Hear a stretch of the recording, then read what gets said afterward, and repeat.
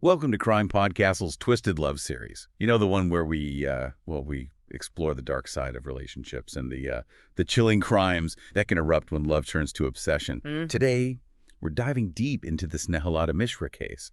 It happened back in 2015.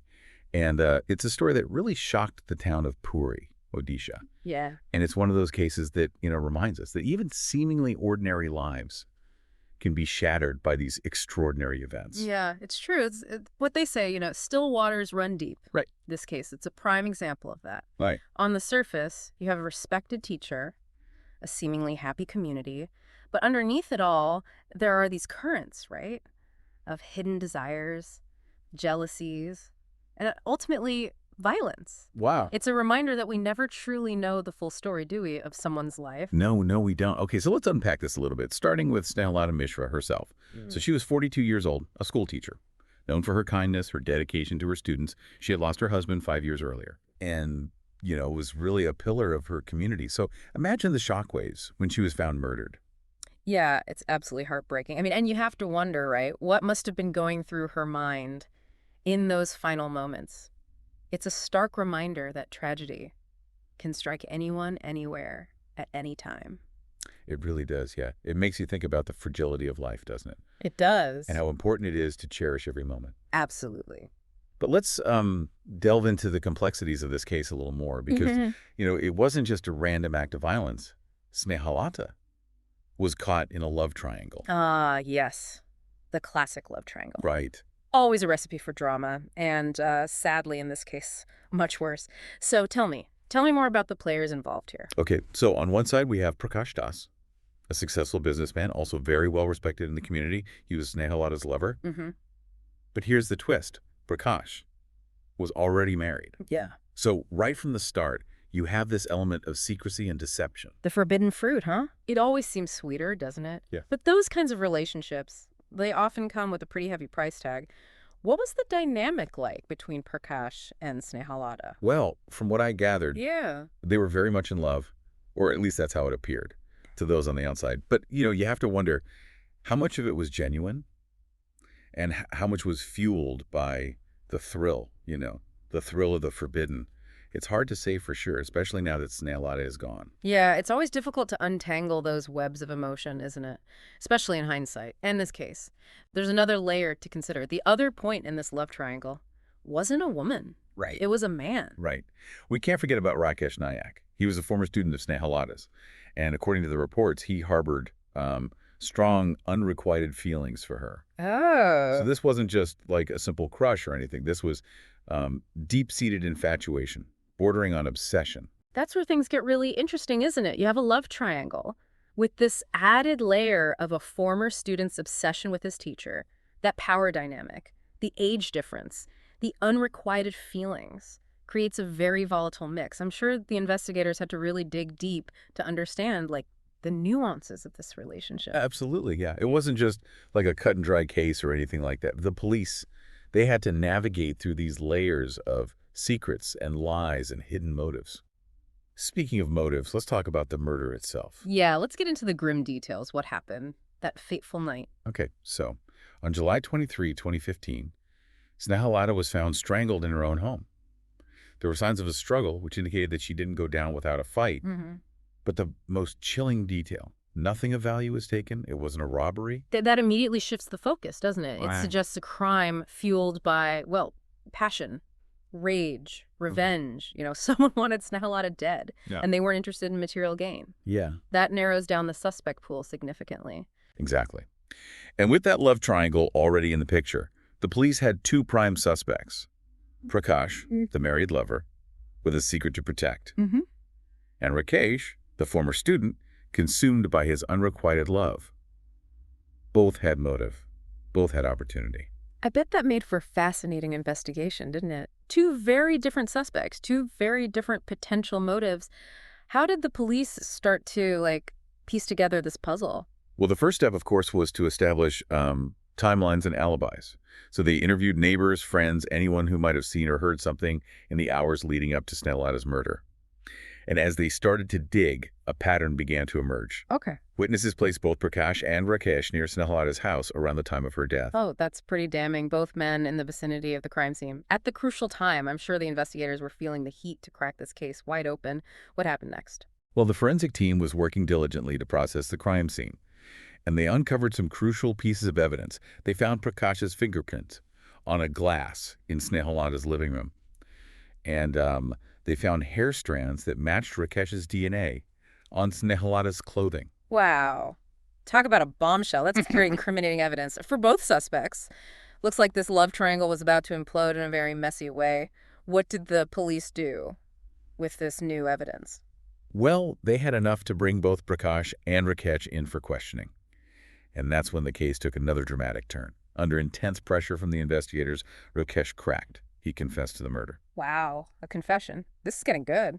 What did he say happened? Did he act alone, or did he implicate Prakash in any way? I'm dying to know the detail. Well, that, my friend, is where we'll pick up in the next part of our deep dive. Can't wait. So we're back, right? Yeah, back in the Snehalata Mishra case. Remember?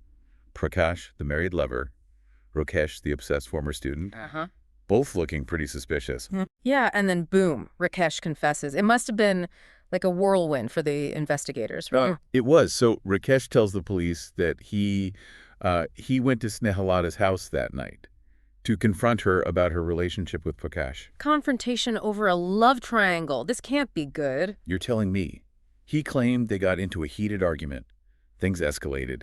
And in a fit of rage, he strangled her. Okay, so a crime of passion. That's what his defense attorney will probably go with. But is that the whole story, though? I mean, confessions, they can be tricky, can't they? Sometimes they're genuine remorse, but sometimes, well, there's more to it. Right. Did the police believe him? That's the million-dollar question, isn't it? The investigators weren't entirely convinced that Rakesh's confession told the whole story. There were still those nagging questions about Prakash's role in all of this. Right, like, was Prakash somehow involved? Did he, I don't know, maybe encourage Rakesh to confront Snehalata? Or were they both there that night and things just got out of hand? Yeah, those theories were definitely swirling around. The police continued to investigate, trying to, corroborate Rakesh's story with other evidence. But remember, this was a small community. People were reluctant to talk. Loyalties were divided. And the truth, well, it was proving elusive. It's like trying to solve a puzzle, right? With half the pieces missing. Right. So frustrating. So what happened next? Did they arrest Rakesh? Oh, yeah. They arrested him based on his confession and the forensic evidence linking him to the crime scene. Okay. The case was building against him, and the community, well, they were clamoring for justice. But what about Prakash? Did the police have enough to charge him with anything? Not really. They questioned him intensely, but he maintained his innocence.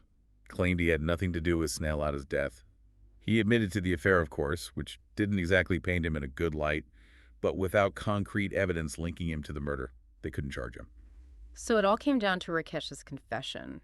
Was it enough to secure a conviction? That was the question, that kind of hung over the entire trial.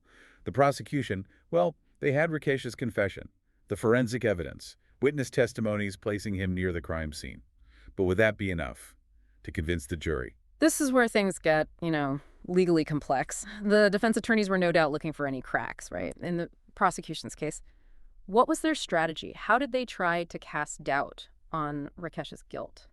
They focused on the emotional aspect of the case. So they painted Rakesh as a heartbroken young man driven to a desperate act by his overwhelming feelings for Snehalata.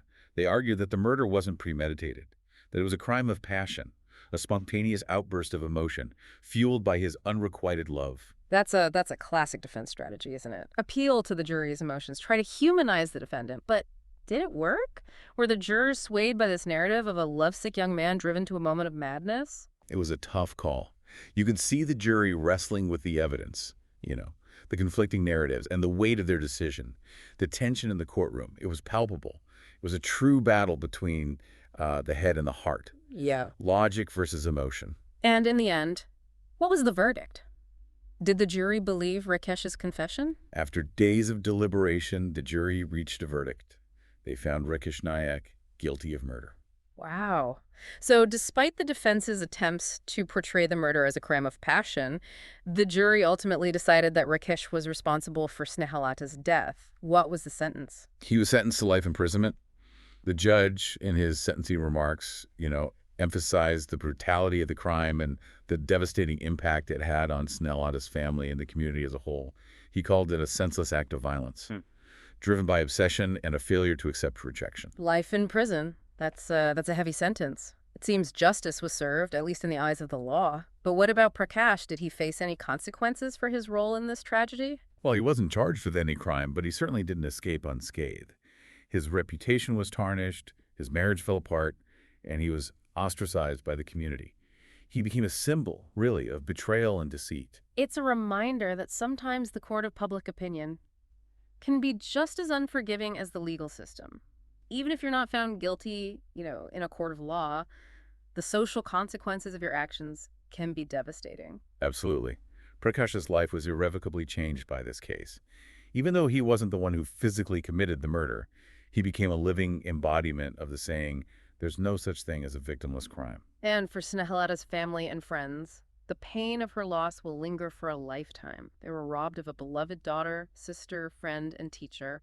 Their lives will forever be marked by this tragedy. It's a sobering reminder that actions have consequences, and that even seemingly harmless choices can lead to unimaginable heartache. This case, it's a microcosm, really, of the complexities of human relationships, the dark potential for love to turn into obsession, and the devastating consequences that can follow. It's a story that leaves us with more questions than answers, doesn't it? It does. It makes us question our own judgments, our own relationships, and the choices we make every day. So welcome back We're here. to the final part of our deep dive into the Snehalata Mishra case. It's been a heavy journey, hasn't it? It has. This case really exposes those raw, human emotions, love, betrayal, obsession, Right. and ultimately violence. It does, and it leaves you with this sense of unease, knowing that these kinds of stories, they're not just isolated incidents, they're happening all around us, maybe even closer than we think. Yeah, that's the unsettling truth, isn't it? Snehalata's story. It's tragic, but it's also like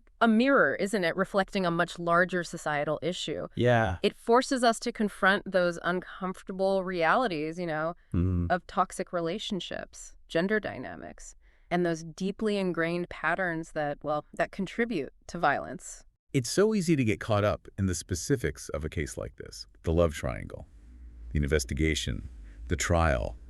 But it's important to step back, right, and ask, what can we learn from this? What are the bigger takeaways? Absolutely. I think, one of the most crucial takeaways from a case like this is the importance of recognizing red flags in relationships. Often the signs of trouble are there early on, but we either, we ignore them or mistake them for something else. So what are some of those red flags that we should be paying attention to? Like, what are those warning signs that a relationship might be heading down a dangerous path? Well, I think controlling behavior is a big one. If someone is constantly trying to isolate you from your friends and family, dictate how you dress or spend your time, monitor your every move, that's a huge red flag. It sounds almost suffocating, doesn't it? Like they're trying to control every aspect of your life. Exactly. And it's often disguised, Yeah. as care or concern. But healthy relationships, they're built on trust and respect, not control. And what about jealousy? We all experience jealousy from time to time, but when does it, cross the line into something unhealthy? That's a good question. A little bit of jealousy, it's normal. But when it becomes excessive and unfounded, that's when it becomes a problem. If someone is constantly accusing you of cheating or flying into a rage over, instant interactions, trying to sabotage your relationships with others, that's a sign of, deep-seated insecurity and a lack of trust. Yeah, it sounds exhausting to be in a relationship like that, constantly walking on eggshells, never knowing what might set the other person off. It is. And it's important to remember, that you deserve to be treated with respect. You don't have to tolerate that kind of behavior. If someone is making you feel uncomfortable or unsafe, that's a sign that something is wrong. So what can we do? What steps can we take to prevent tragedies, like Snehalata's, from happening again? Well, first and foremost, I think we need to talk about these issues openly and honestly. We need to educate ourselves and others, right? About the signs of unhealthy relationships, the dynamics of abuse. We need to create a culture where people feel comfortable seeking help. and where victims are supported, not blamed. It's about changing the narrative, isn't it? Yeah. Moving away from the shame and stigma that often surrounds these issues. Exactly. We need to challenge those societal norms that contribute to, violence against women. We need to promote healthy relationship models, teach young people about consent, respect, Yeah. boundaries. It's about empowering individuals to recognize their own worth and to demand better treatment from their partners. And it's about holding abusers accountable for their actions. We need to ensure that there are consequences for abusive behavior and that victims have access to the resources and support they need, right, to heal and move forward. It sounds like, a multifaceted approach is needed. It's not just about one quick fix. It requires a shift in attitudes and beliefs and behaviors, really, across society. You're absolutely right. It's a long-term project that involves, education, advocacy, and systemic change. But it's a fight worth fighting, right? Because everyone deserves to be in a safe and healthy relationship, free from fear and violence. Well said. I think Snehalata's story serves as, a powerful reminder of why this work is so crucial. It's a call to action for all of us to be more aware, more informed, and, more engaged in creating a world where love is celebrated, not weaponized. Yeah, I couldn't agree more. We need to remember that behind every statistic, behind every headline, there are real people whose lives have been shattered by violence, and we owe it to them and to ourselves to do everything we can to break that cycle of abuse and create a safer, more just world for everyone. That's a powerful message. Yeah. And a fitting end, I think, to our deep dive into this heartbreaking case. If you've been affected by any of the issues we've discussed today, please know that you're not alone.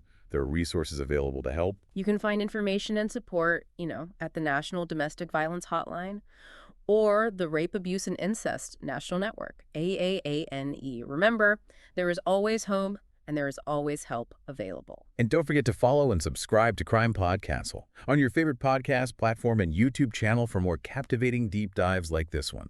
We'll be back soon with another intriguing case, exploring the dark side of human nature and the complexities of the criminal justice system. Until then, stay curious, stay informed, and stay safe.